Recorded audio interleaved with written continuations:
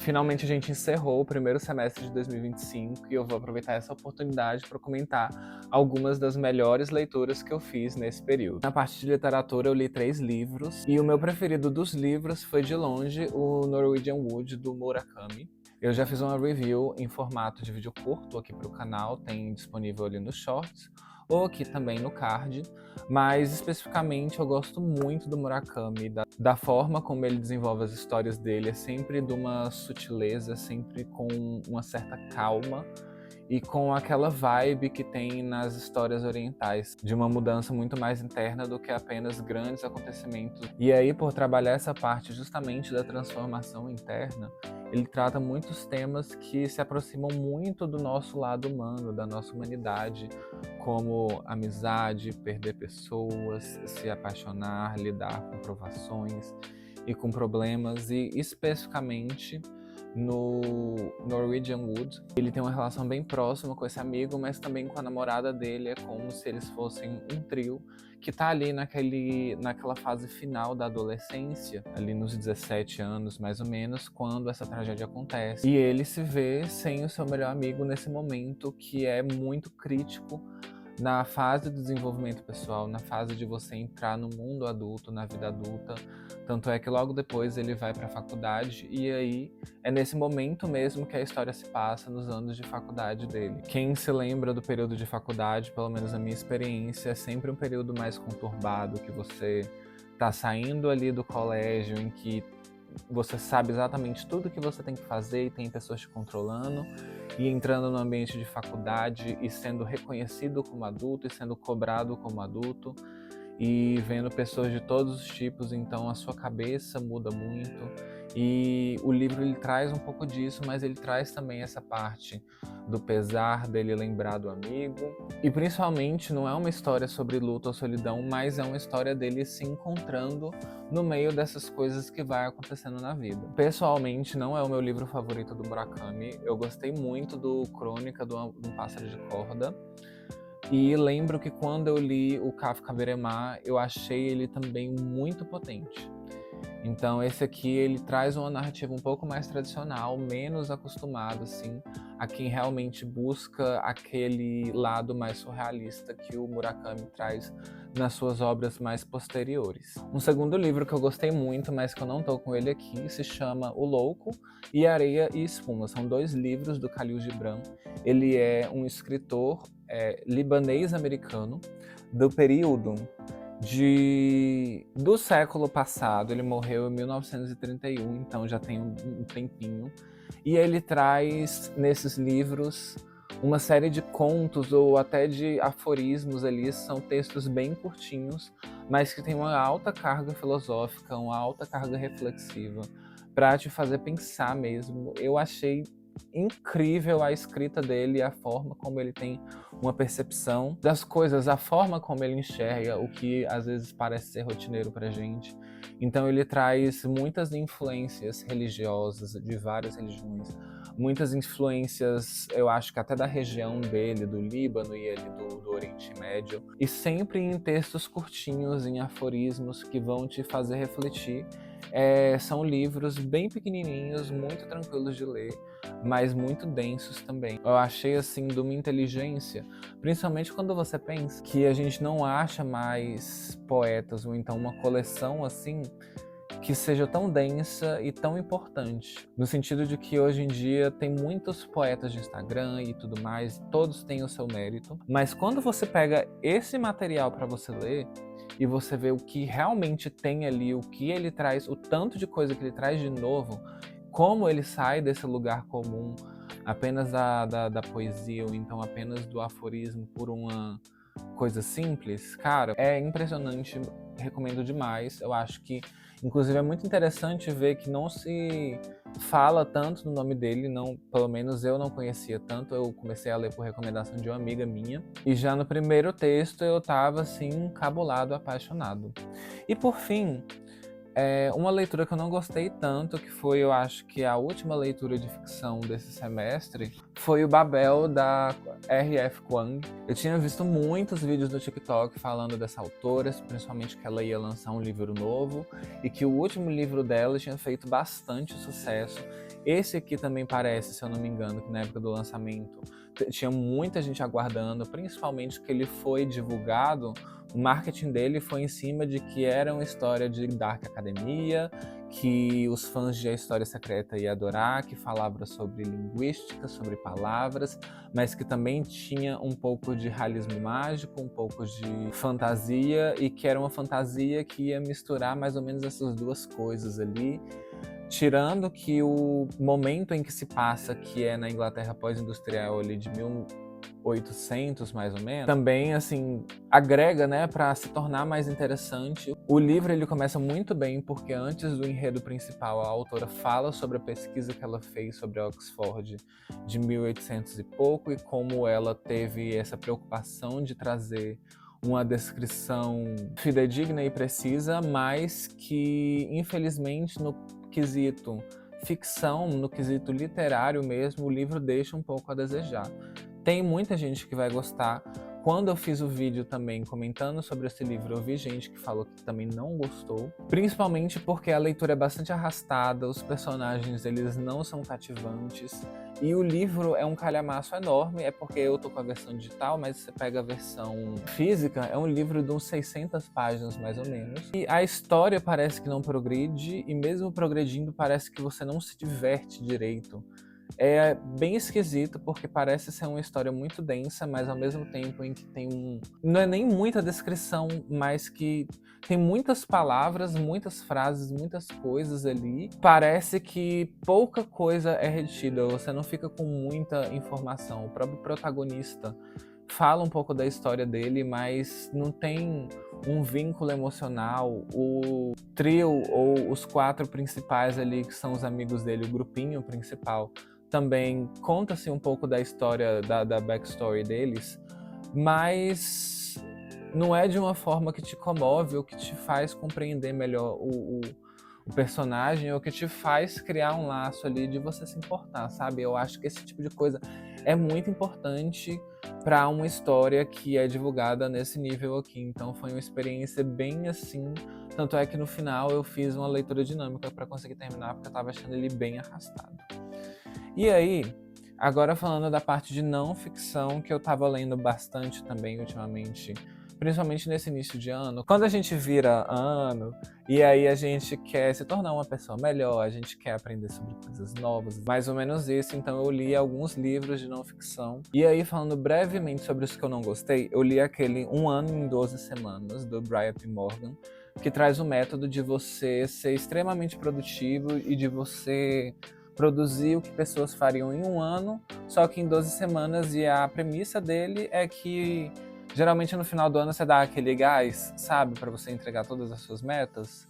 Ele fala para você dividir o ano então em períodos de 3 meses e sempre trabalhar nesse gás aí. Achei que não funciona para mim, tá? Também li o Quem Pensa Enriquece, do Napoleão Hill. Esse aqui é um best-seller de não sei quanto tempo. E achei... Ai, meu Deus, como explicar? Eu acho que ele traz um pouco de pseudociência, um pouco de filosofia da prosperidade aqui, e eu não gosto quando os livros de não ficção trazem isso. Eu gosto muito quando tem um trabalho, por exemplo, se você vai fazer um livro sobre enriquecer ou sobre grandes magnatas, grandes milionários, quando existe uma pesquisa sobre várias pessoas e você vai compilando ali os elementos em comum, então vai fazendo um estudo desse tipo. Eu acho mais robusto do que só um livro em que você entrevista, no caso dele, se eu não me engano, ele entrevistou o Carnegie e ele trabalhou, acho que por 20 anos com o Carnegie. E a partir disso, ele vai falando mais ou menos o que ele acha, só que parece muito aquela filosofia da prosperidade, de você pensar positivo e atrair as coisas. Sabe aquele negócio meio O Segredo? De você pensar e você atrair e tudo começa com uma ideia, não sei o quê. E tem algumas coisas interessantes aqui que realmente faz sentido. Por exemplo, quando ele fala de que tudo começa com uma ideia, realmente toda ação de empreendedorismo tem que ter uma sacada, tem que ter uma ideia, tem que ter um momento inicial. Mas sabe quando falta conteúdo, falta ferramenta, falta algo prático, sabe? O livro ele é basicamente só a filosofia sem uma prática, uma ferramenta prática ali para trazer mais concretude aquilo ali, e por isso eu não gostei. E aí, falando de ferramentas práticas, um bom exemplo é o Hábitos Atômicos, que eu li também. Ele sim é bastante prático, ele tem diversas ferramentas para você pôr em prática os hábitos que você quer criar, ou então que você quer derrubar esses hábitos. Ele explica muito bem, mas eu senti que não foi um livro que me marcou. E aí não é nenhuma crítica para o livro, mas eu acho que a questão do hábito, principalmente de hábitos que a gente precisa muito desenvolver ou se livrar, é emocional. E aí o livro ele não trabalha assim, não trabalha tanto essa parte emocional e é muito mais difícil você, por exemplo, eu sei que eu preciso parar de comer doce, mas quando dá a crise de ansiedade ou quando dá aquele impulso, não é o saber que vai me parar. Eu sinto que o gatilho emocional é muito forte para hábitos assim, mas se você quer trabalhar micro hábitos ou hábitos pequenos ou alguma coisa assim e você quer melhorar, esse livro ele é bem interessante e eu achei ele muito bem escrito. E aí agora falando dos meus favoritos desse semestre, eu vou começar com o How to Live, a arte e a ciência de viver mais e melhor. Esse livro ele fala sobre medicina do envelhecimento. Ele explica muito bem. Ele é bastante técnico, mas ao mesmo tempo bastante compreensível. Ele não tem termos muito difíceis de entender da medicina. E ele fala sobre o processo de envelhecimento e sobre o que a medicina sabe sobre isso. Basicamente, não muito, porque a medicina trabalha muito mais para evitar uma parada cardíaca, evitar um acidente, do que necessariamente num longo período de envelhecimento. Mas o autor ele é especialista no assunto, ele fala de uma forma muito didática, muito completa sobre as piores doenças, mais ou menos do envelhecimento, que é diabetes, doenças cardiovasculares, doenças neurodegenerativas, e tem uma quarta que eu não tô lembrando. Mas ele vai falar dessas doenças, ele traz exemplos de como combater, ele traz medidas de como a gente atenuar essas doenças e recomendações para ter um envelhecimento saudável e um envelhecimento digno. Achei muito bom, principalmente para quem gosta de literatura, de medicina ou essa parte da área da saúde. Também li o Como Falar em Público e Encantar Pessoas, do Dale Carnegie. Achei excepcional esse livro. Tudo que tem aqui é extremamente importante, extremamente denso, com muita informação. Não é um livro grande, mas é um livro com muito conteúdo e muito prático também, cara. Impressionante, é por isso que esse cara faz tanto sucesso com os livros que tem, porque realmente tem conteúdo aqui. Ele traz algumas coisas sobre falar em público e pra mim ficaram duas. A primeira é que o interesse principal de uma pessoa é sempre ela mesma. Então, se você tá falando, mas não tem nada de interessante pra contribuir com essa pessoa ou pra essa pessoa, ela não vai prestar atenção. E o segundo é que o nosso falar tem que parecer uma conversa, né? Tem que ter um tom de casualidade, de informalidade. Eu, por exemplo, eu tento sempre gravar pensando que eu tô conversando com os meus amigos mesmo, pra não ficar tão duro, tão rígido assim, mas ele traz muito mais coisa, muito interessante, gostei demais desse livro. E aí, encerrando, na parte de estoicismo, desenvolvimento pessoal, filosofia, essas coisas assim, eu li sobre a brevidade da vida do Sêneca no início do ano. É bem curtinho o livro, você vê que ele tem letras grandes e etc, porque é considerado um ensaio, na verdade. E o Sêneca, ele tenta responder a pergunta de: será que a vida é muito curta? E basicamente o que ele fala é: não, a vida não é muito curta, a gente que não sabe aproveitar direito. Porque a gente fica perdido tentando agradar os outros, a gente fica perdido em vaidades. E na verdade a vida tem tempo suficiente pra gente ser feliz, pra gente alcançar o que a gente gosta, pra gente se desenvolver. E pra mim ele deixou sempre uma pergunta pra me fazer, que é: será que eu tô aproveitando bem o meu tempo? Será que eu tô aproveitando o meu tempo do jeito certo? Será que eu estou fazendo as coisas que eu quero, que eu gosto, que me fazem feliz? Ou eu estou tentando agradar outra pessoa, ou estou apenas performando algo para uma pessoa que nem se importa tanto assim comigo? Leitura rápida, muito boa, muito prática. E por fim, eu acho que um dos meus livros favoritos, e que virou um dos meus autores favoritos, O Ego é o Seu Inimigo, do Ryan Holiday. O Ryan Holiday escreve muito bem, eu tô até com outros livros dele para ler. Ele tem essa série sobre estoicismo e sobre desenvolvimento pessoal mesmo. Eu não gosto particularmente muito sobre livros assim de desenvolvimento pessoal, porque eu sinto que tem muita coisa que fica parada na leitura e que não é aplicada na vida. E às vezes a pessoa lê 10 livros, 20 livros assim e continua do mesmo jeito porque ela não pratica. Mas, diferente de outros, eu acho que o Ryan Holiday, ele realmente é um autor que tem conteúdo. Ele foca bastante nessa área do estoicismo, mas também de grandes personalidades, de grandes pessoas que passaram pela Terra. Eu acho que ele é um assíduo leitor de biografias. E pelo menos nesse livro ele vem falar sobre o ego e como lidar. E ele traz uma lição de humildade sobre como o nosso ego, lembra que eu falei do ego e de fazer as coisas que a gente não quer ou coisas apenas por validação externa? Ele traz um pouquinho disso aqui também, até porque o Sêneca é do estoicismo, né?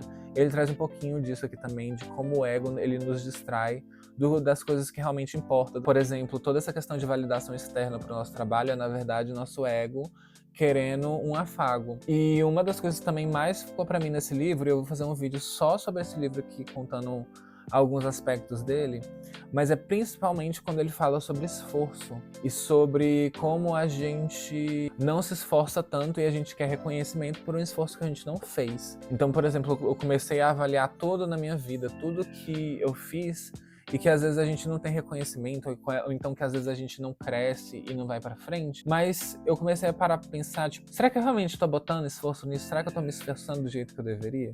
Ou será que eu peguei e fiz um negócio por 20 minutos e larguei ali e já fiquei frustrado porque não deu certo? Então, tipo assim, tudo na vida, quando eu começo a pensar, se você vai aprender um instrumento musical, por exemplo, você vai precisar botar uma boa dose, uma boa carga de esforço ali. Você vai ter que ficar treinando por 1, 2 horas, 3 horas.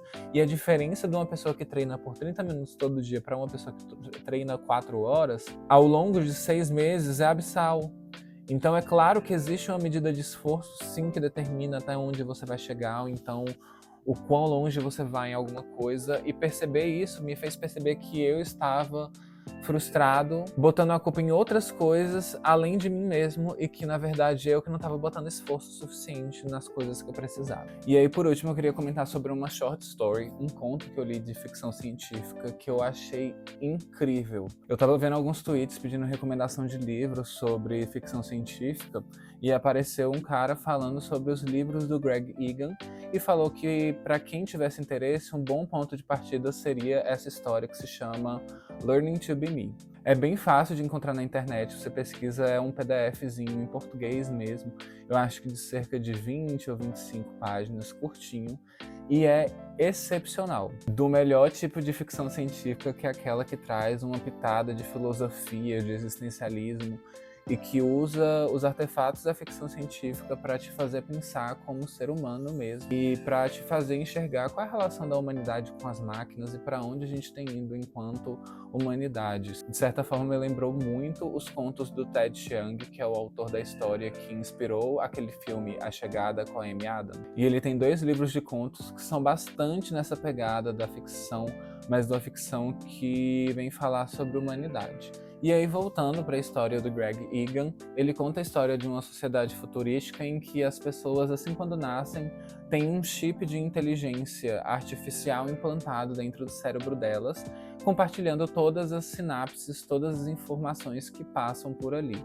E esse chip, a princípio, ele é completamente passivo, você não percebe que ele está ali, você não sente nada, e ele fica aprendendo todas as respostas que acontecem dentro do seu cérebro. Ou seja, ele literalmente aprende a ser você. Seja suas habilidades, seja os acontecimentos bons ou os traumas que acontecem com você e as respostas que você tem a isso. Ele não interfere em nada na sua vida, só que existe um certo momento em que as pessoas geralmente costumam fazer a opção de trocar o comando dele, ou seja, em vez do seu cérebro comandar o seu corpo, na verdade o chip que vai começar a comandar e o chip que vai ser você. Então ele aprende a ser você, literalmente. As pessoas fazem isso por motivo de que, como é uma inteligência artificial, é como se você fosse viver para sempre. E existe uma certa apreensão por parte do protagonista sobre essa troca, né? Existe uma certa insegurança sobre, será que se eu estou trocando o meu cérebro por uma máquina, será que aquilo ali vai continuar sendo eu? Será que a máquina que está aprendendo tudo sobre mim sou eu ou não? E a forma como o Greg Egan trabalha isso sobre existência, sobre controle, sobre a máquina, e principalmente no contexto atual, que a gente está vendo o crescimento desenfreado, não desenfreado, né, mas um crescimento muito grande, muito rápido das inteligências artificiais, para mim, ele tem uma abordagem que chega a parecer quase uma abordagem de terror, de tão impactante, de tão forte que ele traz essa temática. E é uma escrita tão concisa que ele consegue transmitir tudo isso em apenas 20, 25 páginas. É muito curto e ao mesmo tempo muito potente. Então, para mim, eu acho que é um dos contos de ficção científica mais marcantes que eu já li. E eu recomendo demais também a leitura para qualquer pessoa que goste desse gênero. É isso, foram essas leituras desse semestre. Eu não sei se alguma chegou a te interessar. E se você quiser mais informações também, tem vários Reels, vários YouTube Shorts também aqui, especificamente sobre cada um desses livros, com os comentários um pouquinho mais específicos, explicando e avaliando um pouco sobre essas leituras. E se você já leu algum desses livros ou tem opiniões parecidas ou até diferentes também, você pode deixar aí nos comentários, que eu adoraria saber dessas leituras também.